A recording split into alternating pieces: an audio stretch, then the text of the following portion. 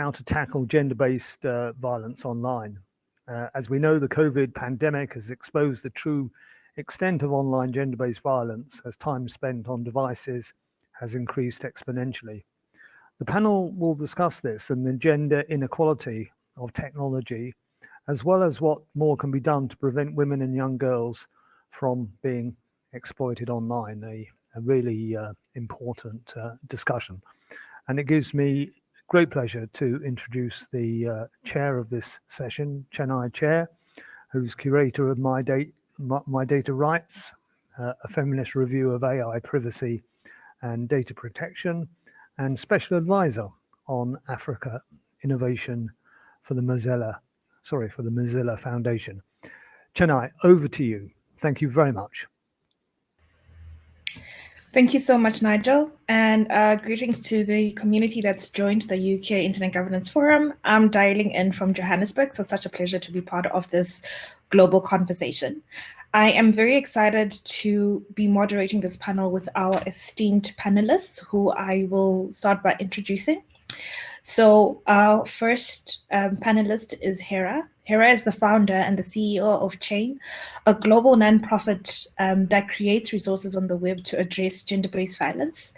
Chain's multilingual resources, designed with, not for survivors, have reached more than 400,000 people.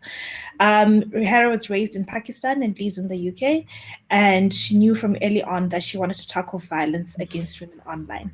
Thank you so much, Hera, for joining the panel. Secondly, I'll introduce our second panelist, Shay Akiwowo. Shay is a multi-award winning founder and CEO of Glitch. She founded the charity during her time as a local politician in East London after she faced hideous abuse and violence online. Using her lived experience and expertise, Shay co-designs practical solutions with governments, NGOs, human rights councils, and tech companies to protect public online spaces from hate and abuse. Now, having set the scene for these two great panelists to have this conversation, I will kick off our conversation in terms of thinking about how exactly can we tackle gender-based violence online. So as Nigel already pointed out, of this panel, with the pandemic and everyone actually really trying to go digital because we know affordability and access is still a big issue, we've seen that there has been an increase of gender-based violence online. More resources that have been focused in terms of like content moderation or digital platforms has been around fighting misinformation for the pandemic, which has actually left it more wide open for women and gender diverse people to face online bullying. This raises the need to find multiple ways to tackle violence online. As we focus on the online space, we recognize that online violence is an extension of offline violence. So we're not looking at two different spaces, we're just looking at a different sphere from the offline space. How then do we address gender-based violence to ensure women and young girls are able to exercise their digital rights and that we're able to hold perpetrators accountable? This is the task we have at hand today, and I'm really looking forward to the takeaways that we're all going to learn from Hera and Shay as we tackle this question on developing solutions to tackle gender-based violence. Right, so I will kick off with questions. My first question to Shay. Could you give us an overview of the extent of the prevalence of online abuse in the UK? Thank you so much for having me on the panel, and really great introduction. I think you're very much living up to your surname as chair. I'm sure someone else has made that joke in the past. So as mentioned, I'm Shay, the founder of Glitch. We're a small charity in the UK determined to end online abuse, particularly for women and girls who are disproportionately impacted by online gender-based violence. To answer your question directly, as you don't often get with politicians, how do we end online abuse? Well, first of all, by being really clear what we mean by it, being really clear what the tactics and common terms and uses of online abuse are, so that we can better address it and that people can be better to defend themselves against it. At the moment, online abuse gets cheapened by things that are not online abuse. Often online abuse gets compared to things that are more violent forms of gender-based violence and therefore not seen as serious enough. And actually, as you say, this continuum of violence, online abuse needs to be seen in its own right. At Glitch, we define online abuse as a catch-all term for tactics, behaviors, characteristics of actions online that are to spark a threat to physical or mental violence, to make people to feel unsafe, to embarrass, to incite hate, or to incite someone to incite people to kind of troll or cause intimidation. And when we talk about online abuse, and if we want to address it, it's really, really, really important that we have an intersectional lens to understanding online abuse. Otherwise, we miss certain characteristics of abuse. We miss certain tactics of abuse. And having an intersectional framing, which is a term coined by Dr. Kimberly Crenshaw, which allows us to see where people with multiple and intersecting characteristics and identities are more likely to face oppression or might have privilege. But in this case of gender-based violence, that isn't usually the case. So online abuse is things like dead naming, which particularly affects trans communities, which is using their previous identity and name to try and embarrass them. It's trolling, it's harassment, it's stalking. And actually, it's important to say that this on Monday in the UK, there was a case of a guy who for 10 years was stalking women, was creating fake accounts, stripping their personal data to pretend to be them, to solicit sex and other inappropriate acts. It was this to multiple people over 10 years. And the judge herself said, we have focused so much on offline violence that we have forgotten the state in which online violence is getting worse. And as mentioned by Nigel and yourself, online abuse, this abuse has gotten worse in the pandemic. This last year, if we can remember what it was like before the pandemic, we at Glitch were really, really concerned that we were going to face lockdown. We were seeing conversations around the world around early lockdowns where there was a real concern around domestic abuse and domestic violence, which was really important. But we found there was a real gap in people talking about the impact of now expanding our usage of the internet and broadband and increasing the use of particular platforms, exposing us to online abuse. And we launched a survey of just under 500 people that resulted in some statistics that I'm going to read off and then I'll pass on the mic. We found out that 46% of people had experienced online abuse during the first lockdown in the UK.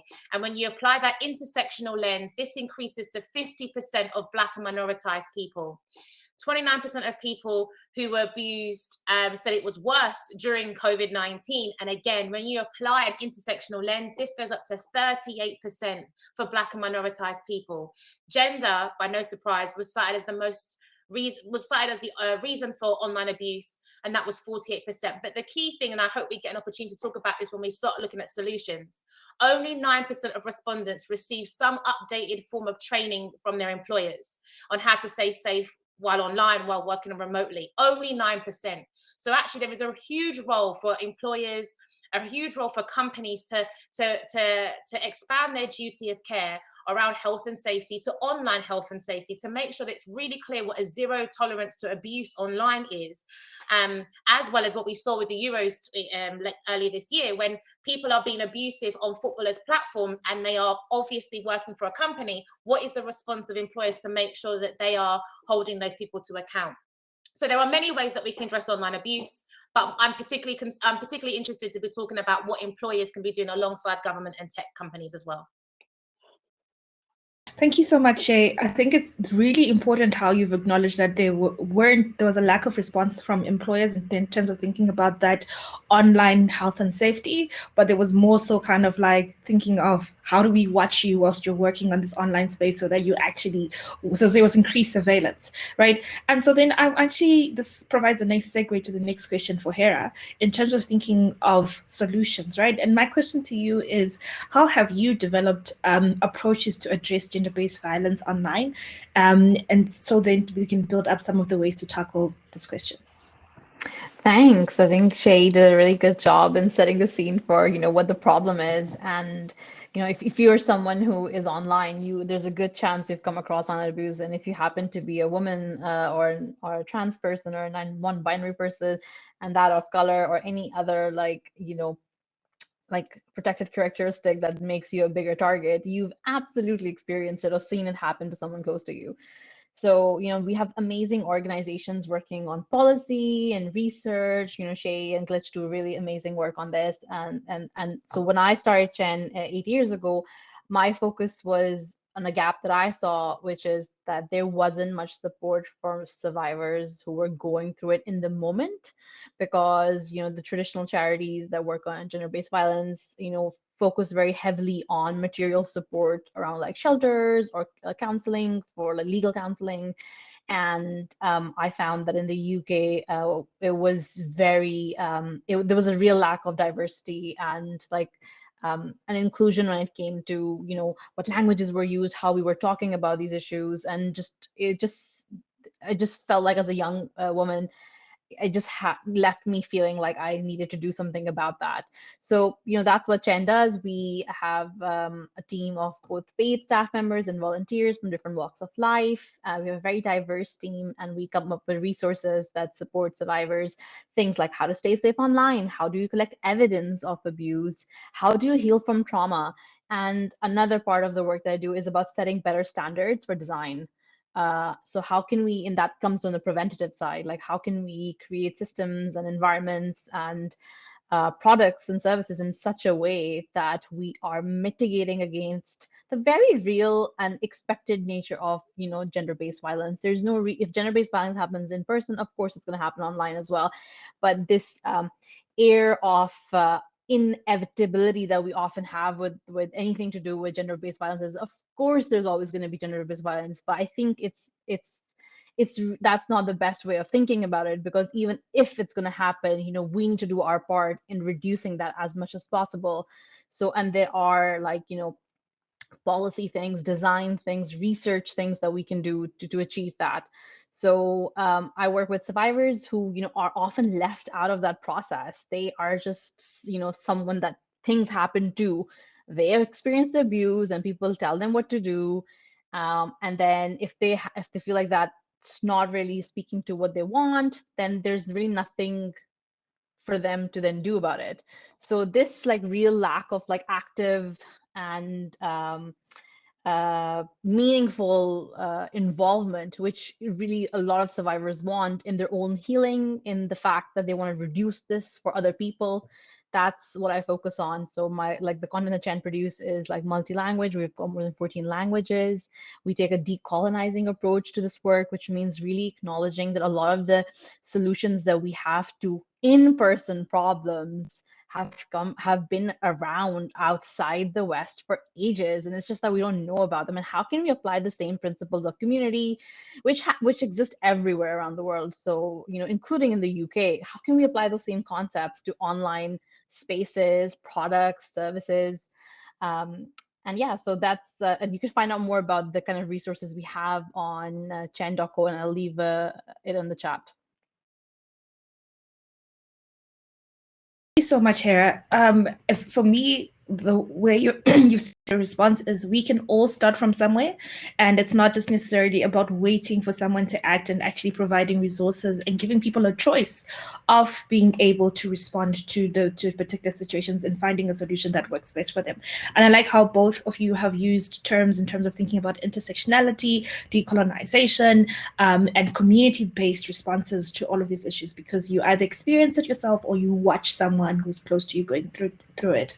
And so then moving on to Shay, the question that I have for you is that, so I was reading up on Glitch and I saw amazing work you did with BR Sport in terms of thinking about the Draw the Line campaign. So what is the value of bringing in diverse stakeholders who are from the private sector, as we've been talking about employers, to actually tackle gender-based violence online? Yeah, the BT Sport campaign was probably a very big kind of professional milestone for me when I set out the kind of manifesto for Glitch back in late 2016, early 2017. It was for everyone to realize they had a part to play as digital citizens to help make the online space safe for all. And yes, there's a role for government. Yes, there's a role for tech companies. But just follow me on Twitter. You can see that I'm always holding those two entities to account. But we have to move away from passing blame and passing the buck. And as Hera said, we all can do something. And a big institution that can do something are employers. And BT Sport, we worked with them as an employer for huge numbers of people. They're a FTSE 100 company.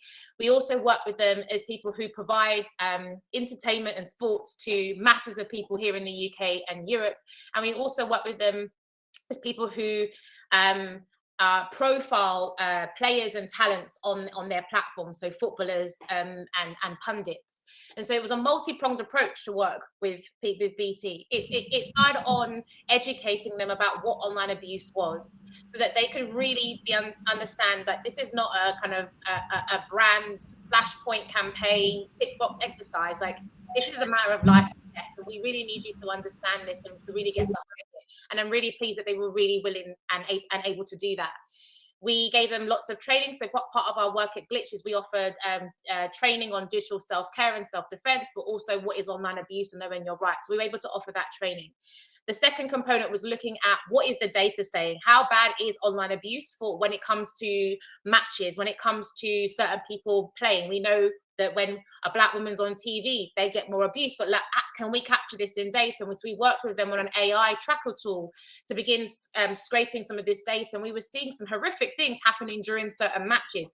I mean, I did have to consult my boyfriend to understand what was happening in the football world, to be able to understand what was translating online. But this was happening during the conversations around a European Super League, which really sparks abuse.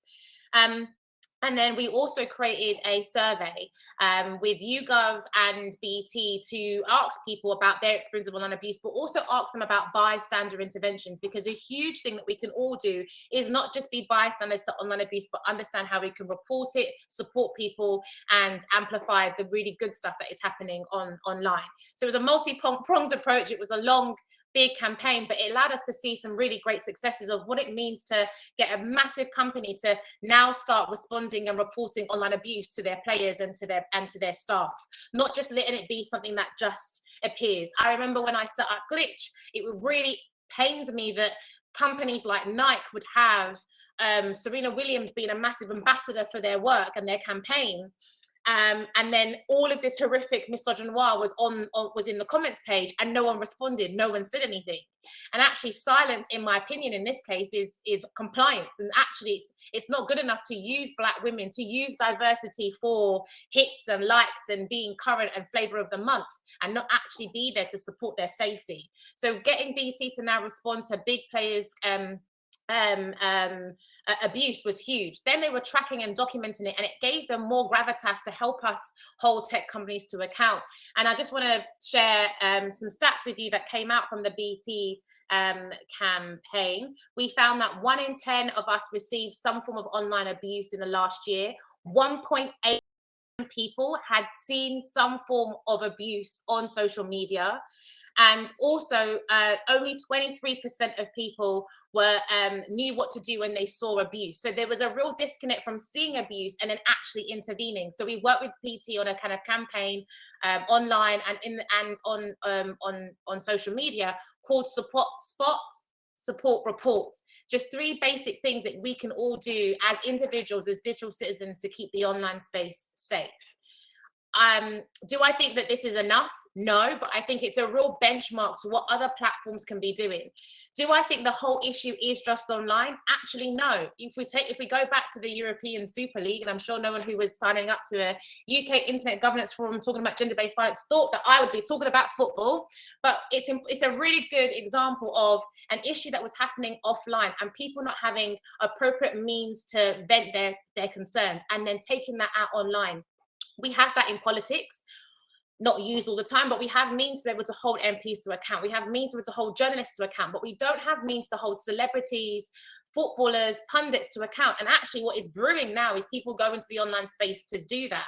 And I think there are real ways that employers can be looking at offline associations, forums, groups, to not only just talk about these issues that they have, but also talk about appropriate conduct and behavior. Because I've been to a couple football games recently, and the disgusting things that I've heard in the stands is unbelievable. And that is translating online. And I think that is where we can be taking people to the next level, holding their fans to account. It's not enough just to be banning people, which we've seen a lot of football clubs doing. There is a huge education piece. We're expecting people, because they can use MSN and make the Sky remote control work and know how to work WhatsApp, that they know how to behave online. We have an understanding and social norms of navigating offline, and we've not yet had that conversation online. And I think that is just as important as regulation and tech accountability. Absolutely. I'm literally just shaking my head, nodding my head in agreement throughout, because we do see those social norms that are offline being translated into the online space, and they actually are felt as more intensely, whereas you can physically sort of like, if you can, walk away from some of the conversations, but online it's that concentrated engagement that is actually then from abuse to violence on this online platform. So Hera, and I know you started talking about this in the previous question that I had asked, but your work offers a trauma-informed, intersectional, multilingual, and feminist approaches to actually addressing gender-based violence. What is the importance of moving away from a victim-centric narrative, and how can the UK focus on prevention-orientated approach to tackling gender-based violence? Yeah, it's a great question. I think the UK is both, very protectionist in terms of its like policies around tech, where it wants to, especially on like online abuse, it wants to restrict anonymity, it wants to like have age controls and like have some like quite a lot of like restrictions on freedom of speech, as some would say, including me. And then on the other hand, it's actually quite lax as well, where the police don't have much powers to do anything. When something happens online, the police have no training. Like, judges and lawyers don't know enough about online abuse and cyber flashing. So we are kind of like in this weird space where like there's a certain on certain issues and certain fractions of like policymakers, we want really like tough action, which I think can be misdirected. And then where we really need tough action, there's just not that impetus. So, when I think about like Chen's work, I really, over the years, the thing that's like really kept me motivated and going is just interacting with survivors and understanding how much they value hope-based spaces and communication and ideas, because when you experience abuse, especially if it's cyclical, it happens a lot, it's repeated, it makes you feel so hopeless about the situation you're in. Again, you have this idea that it's inevitable, I'm always going to be in a bad situation, nothing will improve for me. And then I think, but then taking someone out of that like situation and mindset allows them to like see their trauma and like step away from it and think, I am going to have to live with this trauma, but like how can I not let this define what like my life? This is going to be part of me, but I'm going to find tools to kind of move forward. And I think that's the space that's come, then that's where we start thinking about hope and prevention, and how do we create different rules for like interaction in our society. Shay talks a lot about digital citizenship, which I think is bang on, because we in the way we discuss these issues, we are, my school teacher used to say that we are the experimental generation, the 90s kids, because we got all this technology and the web and the internet, and it was like we were the test subject. And I think we've shown that there's like a lot of problems when you don't teach children how to behave online, because the barriers are so much lower, the social cues aren't there, you don't see consequences of your actions. So there's a lot of preventative stuff around education that can be done in schools, around consent education, ethics, digital citizenship, which Shay talks about a lot. And I think while I talk about children, I think we kind of need that for our policymakers and employers as well. Like the amount of times I've seen HR policies that are, you look at someone's inclusion and diversity and anti-harassment policies, and like the language is super strict in it, so you're like, wow, this organization takes this really seriously. But then you talk to the employees and they're like, nothing happens. You get trapped into really long, drawn out, re-traumatizing processes where you cannot, like, you're not heard. So I think these like swerving between this like knee-jerk reactions by saying we need to have passport IDs for everybody who's online, to being like oh well, I'm so sorry that someone distributed all these pictures of you, there's nothing we can do. It's online. So, tough luck. Just open a new Instagram account. This is not the way to do it. I think we need better safety standards. You have to have safe spaces by design. Of course, these crimes are going to happen, but we have to work on the side of how can we stop these crimes from happening? How can we reduce that by having better education, better ethics, more training on how to spot these, and then the other side being let's have specific protections for people who go through it, be it through legal processes or transformative justice or all the different ways, but really centering it around what the survivor needs and what the system needs. So the survivor might be like, I need to see someone who did this to me go to jail, but what the system needs is, at the same time, we want to see that the tone of online communication and conversation is changed. So we need to have systemic approaches, as well as the very individual based, community based approaches, which relate to people's own circumstances. So I think this is where it's tough, because we can give a yes and no answers to this is the best thing to do. Yes, if we do these 3 things, we will end online abuse. There's no such thing. It's full of nuance, complex. It's a long thing, and we need people, employers, technologists, policy, everyone to be just as committed to taking the long road and the complex road to something which is a social problem in which tech plays a really big part. Absolutely. And I think for me, when you said hope as part of that response that allows for prevention, then it triggered the next question, and that I thought about was do our digital policies and regulations in place actually cater for that kind of hope? Or is it more so kind of thinking of it has to be strict? We're not going to, hope would be considered something as soft and mushy, so we're not going to deal with that. We want to deal with a hard feedback and hard facts, which so as we get ready for our Q&A, I'm going to pose this question to the both of you. How would some of the UK government's flagship digital policies potentially have a gendered impact? Do you think they have, or do you think there's room for some kind of improvement there? Always room for improvement. Just on the play and point, I definitely believe that the problem that we have when we are focused on freedom from violence, freedom to not receive death threats, freedom to not feel so unsafe online, has meant that we've not been able to look at freedom to pleasure and joy and play, which are so important for the internet. And as Hera said, we had that, we had experimental times. And I think when we just focus on looking at violence and not looking at people having the right to expression and joy and freedoms, it actually stifles innovation. It's through people playing and messing around on the internet that they've been innovative and found new things, created new platforms, created new hashtags, memes, whatever. That's what helps Netflix do so good. Netflix and chill would not be its phrase right now if it wasn't for the play and the joy of Black Twitter. Play and joy means so much. And I think that is often missed when looking at legislation, looking at regulation, looking at policies for just fun and just joy. I think also when we are talking about policies that the UK government should be enacting, I think it's really important to acknowledge something that is bubbling at the moment and is a huge concern to us and a few other partners. So unfortunately, David Emmis was sadly murdered on Friday, and our hearts and our thoughts are with his family and his friends and his loved ones. He dedicated his life work to being a public servant. He was active in the online safety issue for children and began talking about online misogyny being a huge impact to democracy. And I think we should honor his legacy, honor his work.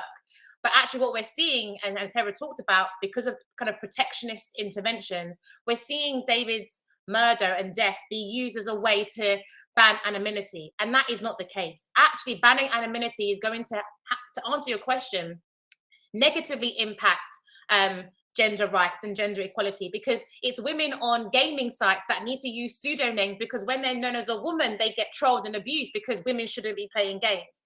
It's Black women that need to use pseudonyms or use emojis or caricatures, because when they adjust themselves with their afro hair, being unapologetically Black, they are abused and are attacked.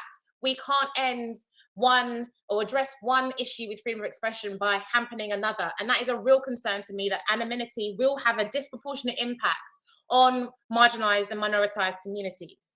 What I would love to be seeing from the UK government, and I hope you're listening, is an investment in digital citizenship education. The idea that as users online, we have rights and responsibilities, that we have to understand how to be safe online. At Glitch, we call that digital self-defense, and we have free workshops. If you find us on our website, glitchcharity.co.uk, or follow us on social media, or join our mailing list, you can attend those free sessions on how to stay safe online.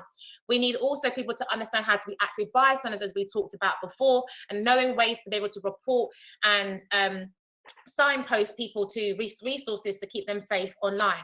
Digital citizenship is also about galvanizing the next generation to hold tech companies to account.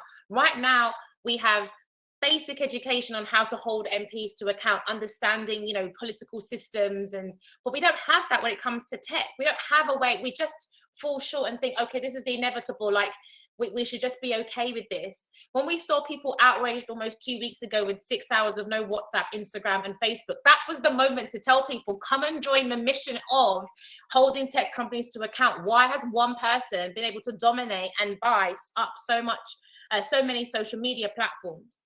We need digital citizenship also, particularly for women who need to understand how to have boundaries online. And a term that I coined was digital self-care, understanding that we can be online, we can flourish, we can interact without it having to enact or impact our boundaries and our self-care.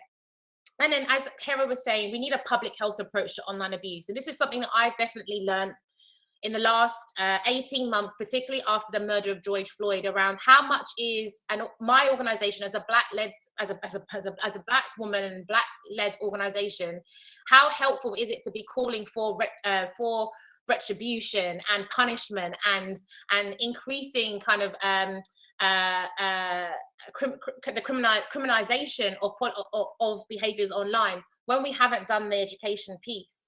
And actually, how much is Glitch contributing to this pipeline to prison? And that was a real reflection for me as a Black woman post George Floyd's murder. And so we've been looking at what a public health approach to online abuse is, taking learnings and lessons from youth violence, where they've had a public approach to understanding the levels of trauma and how that impacts second, third, fourth waves of people, and how we begin to really address trauma from the beginning. Why are people abusive online? A lot of it is poverty, isolation, self-esteem, poor mental health. Perhaps if we start investing in these offline things, we'll be able to see fruits online. And that leads me to say the final thing, that we can talk about online safety, we can talk about digital self-care, digital citizenship, trauma-informed. If we do not have progressive, inclusive, offline education, this will continue to perpetuate. If people still have a colonial mindset and do not treat Black and brown people with dignity offline, we're going to be seeing that online. So as much as we're saying that we want to hold tech companies to account and we need to ban anonymity, we actually need to have a real frank conversation around how much does our schooling and education system implicitly allow people to continue holding these really harmful beliefs.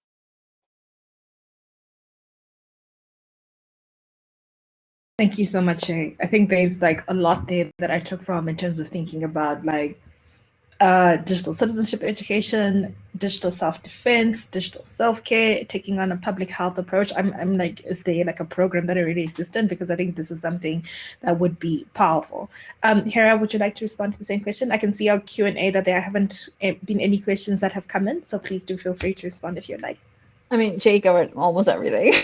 So there's not much to say. I think the only thing I'd pick up on is this idea that I think that there's a real space for regulation in some forms of some technology. So like deep fakes, for like, image-based abuse, the right for survivors to be able to recall online images. The government should be working with tech companies on things such as like distribution of child abuse imagery, on like non-consensual photography, cyber flashing. There's some real like meaty areas for the government to absolutely use its power and regulate that, and put pressure on tech companies to work with each other as well, because often the same perpetrators are across these multiple platforms targeting people. So while we focus on all the long-term stuff, I think in the short term there's a real space for that. What isn't helpful is those like knee-jerk reactions on by saying that everyone must submit their passports. The thing is that we have like politicians and like some really prominent like investors, like tech investors and entrepreneurs, who've had very like a lot of assault allegations against them, and really nothing has happened about that.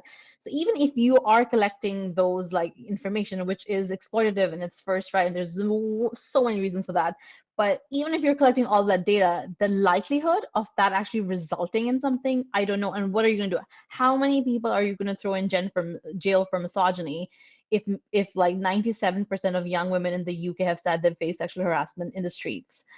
So like you can't, it's not like a few people doing this. This is like a widespread problem. So what we need is like, it's a social problem, and it really needs a strong social response. But there is absolutely a space for regulation, and there's like stalkerware. There's no need for stalkerware to exist, point blank. So it should just be illegal. It's again that point that you've raised. It's a constant experience. It's not just one person. It's like a social conversation that's happening that needs to be addressed. So there is a question that has come into the Q&A, and it's actually directed at you, Hera, but Che, you can also respond to it. Jen raised the question of Hera raised the question of consent. There is contradiction in the UK government policy in terms of support of everyone's invited programs in schools, but autonomy and consent is ignored in national data policy. Is there time for change? Yes, and all the data consultations that come from the government, I mean, like, which human can like go through those hundreds of pages and be able to like consult meaningfully on that? I just think the way government does consultation is so warped, because there's like it only empowers those that are either very well resourced or have like dedicated people who are like committed and have time and will volunteer their time out of work to engage with that. So like the small like cooperatives and the collectives and like the public, they just can't really get engaged with that. So I think that it's like they like really need to have a like and the government has amazing like people who work on education, on engagement, on research. So I really think they can improve the way that's done. And absolutely, I also think that I'm worried about the move of reframing GDPR, because I think that the one of the good things about GDPR has been that it has set an international standard on like the absolute basics that that companies need to do to protect user rights and their data. And I think the UK government, even though it says that it's going to try to like adhere to most of it, I just think that whole approach of policy making is very isolationist. And I think we are seeing some really good improvements in like informed consent when it comes to data collection, data selling. And I think that there's just I agree with you. And in fact, I was just looking at, there was some really good commentary happening on Twitter a couple of days ago about the national data policy on that. So I hear you. Thank you so much, Hera, for that. I think it's clear that there's time for change in that essence of that context. So there's a question that's come in, and this is from Neil, where the question is: we have plenty of laws that apply to what we say to each other. The 1861 Offences Act against the Persons Act is one example. Do we need to enforce these existing laws online to enable freedom of speech? And I will pass it on to Shay. So back in 2017, spring 2017, the Crown Prosecution Service in the UK said that hate crime online will be treated as if it was offline. So there was a kind of transporting of the Communications Act and all sorts of stuff that should be applying to the online space, not just IT and hate crimes that were sorry, IT, I meant like SMS, and also hate crime. I don't think I don't think that's the problem. I think the problem is that being enforced. I am, and we are still part of the online safety bill process and are campaigning to make sure that women are at the front center of that bill, because at the moment they are not, and we are calling for also combined characteristics to be mentioned. But I don't believe that this piece of legislation, when it gets enacted and the Queen comes in and she signs the roll of assent, like all of a sudden magically like that, online abuse is going to stop. No, what the problem is that we have now with our existing legislation, and what we'll have with moving forward, is that the police are not enforcing this. Police are not trained. The amount of people that come to our workshop and tell us there's no point reporting to police because they laugh at them is staggering. And as Hera said, this is, and as you've said, Shania, that this is a continuum of offline violence. How are women treated when they're reporting things like sexual assault and rape? We could not continue this conversation as well without talking about Sarah Everard, without Sabina Nessie, Bissy, Blessing, all of these women who have been let down by gender-based violence offline, and in some way tried to engage with the police. You had sisters in Wembley Park be found by the police, murdered in their homes, and police took a photo of that and were talking about their bodies on WhatsApp. So this is not just about legislation, but about real education and a turning point for police officers to be enforcing the law, and also for institutions, so employers and schools also to be enforcing the law alongside a public health approach. Freedom of expression, I think, also gets pitted against online abuse when actually people who are facing online abuse are having their freedom of expression being tackled. And I think that is a really important point to hold when we are talking about freedom of expression. It's not one and again, it's not against each other. It's about making sure everybody has the right to freely engage online without feeling harassed or intimidated. So, as always, when a conversation gets really exciting and we're about to get like the key things, a lot of questions have come in and we have 3 minutes left on the panel. So what I will do is pull together some questions and then ask Hera and Shay to respond to the questions as part of their closing remarks so that we can end the session on time. So one of the questions that are emerging, or a theme that's emerging on the Q&A, is one, do we think that the Get Safe Online is doing good work on education? So that's one intervention that's being done, but also platform responsibility. To what extent can platforms be held accountable to actually address the symptoms that lead to abuse, or rather the activities that can cause the abuse after the event? So if you can respond to that in part of your closing remarks. That's why Hera comes back. Yes, please. So the Get Safe Online, I've seen it a couple times, and yet I'm in this space, and so I think that is really interesting. I think there's a real focus on children and kids, which I understand that they are a vulnerable group that needs to be protected and supported.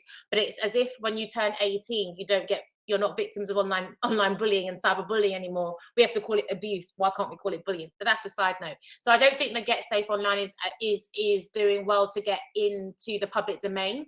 I often use a scenario or a comparison to the Don't Drink and Drive campaign in the early 2000s. There was a huge effort to really get everyone to understand their responsibility to keep our roads safe. We had a storyline in EastEnders. You had Peggy Mitchell, God rest her.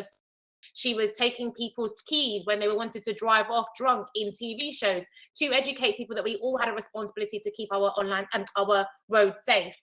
We need that too. I think the Get Safe education, or the digital citizenship education, needs to be in libraries, needs to be in schools, but they also need to be in barbershops. They need to be in beauticians. They need to be in surgeries. They need to be in hospitals. They need to be pamphlets available so it's accessible for people to all see, particularly when we've made, in the UK especially, surgeries and doctors and medical professions use the online space. What a great opportunity to get them to be safe online. And then I sit on TikTok and Twitter's Trust and Safety Councils, and they will all tell you that I bang on about this every single meeting. How do users know about these tools? What are you doing to prompt and educate people with the tools around reporting and staying safe? when you sign up and create a new account, are you taking people through a how-to guide on knowing how they can mute, block, filter certain accounts, how to restrict their accounts? The default setting usually when you set up like an account on social media is public, everyone can access me. I don't need to mute any certain words. Why can't this be suggested and prompted by platforms? There is so much that they can do to make sure that we're using their current tools better and also creating better products too. Yeah, and I think I would say that we need more programs like that that's targeting both at the prevention side with kids and with older people who are sometimes more susceptible to abuse and scams, which I think the government has actually a really good job. And then, on upskilling the professionals that deal with survivors every single day, whether that's HR professionals in organizations, judges, lawyers, police. And I think I'd also call on anybody that has a large workforce to really think about, when you think about your employees' well-being, and safety being a part of that, both on how they are with others online and how others are to them online, because people bring their whole selves to work. So you cannot like separate how they whatever experiences they have outside of that job, and you absolutely have to address what's happening in the job too. So a holistic approach is really important to like both public and like workforce well-being. Thank you both so much. And I think we're concluding on a note of hope, which oftentimes when we get into such panels, we end on a note of like, oh my gosh, I need to make sure that my kids never go back onto the internet. So thank you so much for being amazing panelists. And I hope to the community that joined the conversation that you took some notes in terms of thinking about practical action. Hera and Shay can both be found online, so please do follow them and engage their work. Thank you so much for being a great audience. I will pass it back to Desiree. Thank you, Shana. You're a great chair.